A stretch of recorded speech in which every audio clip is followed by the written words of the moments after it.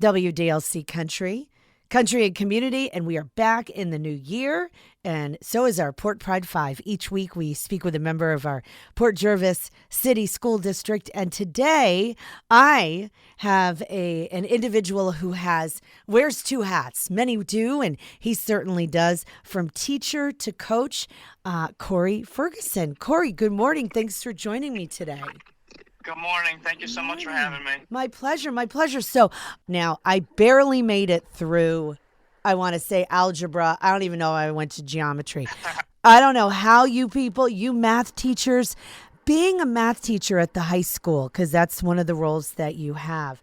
Cory, what drove you to want to be a math teacher? Come on. Like trying to pinpoint it, like in my later years of teaching, I would have to go back to my high school experience, and I actually reconnected with this teacher. My ninth grade math teacher happened to leave. I went to high school at Washingtonville, and he left Washingtonville to go back to Marlboro High School. Just recently, one of my coworkers went back to teach at Marlboro, and I said, hey, is Ray LeDuc still a teacher there? And he said, I'm sitting right next to him in a faculty meeting. And it was Mike Sosnick, who worked at Port Jervis. He connected us, and I actually went out and I got lunch with Ray one time. And I said, hey, if I were to pinpoint what decision would have me be a math teacher, it would be your class and your teaching way back when. I didn't decide I wanted to go into education until my last semester of senior year of college. So my degree is actuarial science, which people are a little shocked about, that I ended up the job as a teacher. But I'm a people person, and I like talking to people. I like obviously teaching. So it just worked its way out, and I wouldn't change it for the world. Oh, that's great. Yeah, I was speaking with a retired teacher over the weekend, and she said, you have to be a people person. She goes, you talk for a living. I talk for a living. Hopefully they're listening, right? Hopefully your students are taking it all in, but it looks like you did with Ray being a mentor. And I think that's a great story. I think that's really cool because it all goes back somewhere, somehow into our origin, which drives us to do what we want to do in our profession. So you switched senior year in college. Your parents were probably like, wait a minute, what? What are you doing? They supported it fully, so it was good. Yeah, it's very cool. So you teach high school students at Port Jervis High School, but I was also told that you are the first ever girls wrestling coach. So the girls wrestling program it's new in Port Jervis? So technically it's the third year we've offered girls wrestling, but the first official year that the girls have a state tournament, and it's the first official year that we have a designated coaching position for it. So we've had girls in our program for the past 6 or 7 years. We've had two fantastic girls who really started up girls wrestling in Section 9, really in New York State, if you kind of like look back at it. They were kind of lost in the shuffle with the boys. We were practicing the past 2 years. We practiced in the same room as the boys.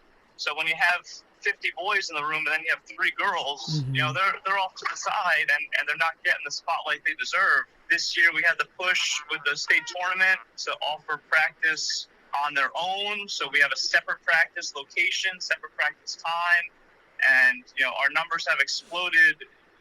We had 6 girls last year on the team. We have 15 girls on the team this year. That's pretty cool. And they're really amazing to see, and they all bond together. And it's you go into the room and you're just like hit with the energy and the drive. Like at the end of the day, like they're trying to prove themselves in a sport that's male dominated. Them having their own spotlight is huge. For themselves, for the sport, for the school, for the section, for the state, all of those things.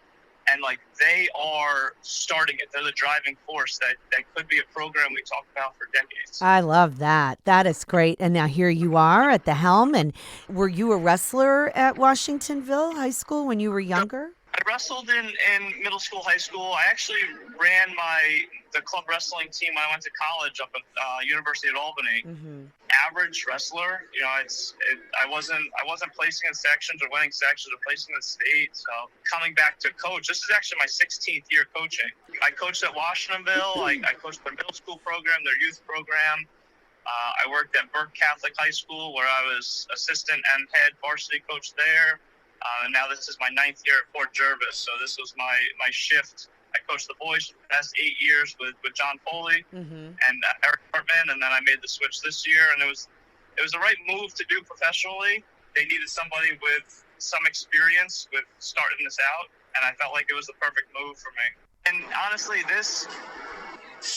making this switch, and the girls actually are a totally different style than the boys. Girls wrestle freestyle wrestling, which is what girls do when they go to college. Boys are folk style, because in college boys are wrestling folk style as well. So they wanted to change. New York said, "Hey, we're switching to all freestyle for girls." And if you ever poke your head in a girls' event, we had the first official girls freestyle event at Port Jervis last month, and just like I said, the energy. You walk in there, and I was like blown away by the energy that these girls had, that the spectators had. It was amazing to see. Very, very embraced, very loved. That's really cool. But you know what? Your district is pretty spectacular, so I wouldn't be surprised otherwise when it comes to the support. So that is awesome. I appreciate you. What time does the first bell ring for you? We're about 7:30 now. What time does the first bell ring? Am I making you late? 7:29 is when the first bell rings. I made you late. Okay. All right. I'm going to let you go. But Cory, thank you so much. Cory Ferguson, who's one of our fine math teachers and now the girls wrestling coach, Port Jervis City School District. Happy New Year, friend. Thanks for taking the time. And let's get caught up towards spring and see what's happening for you into the summer. All right?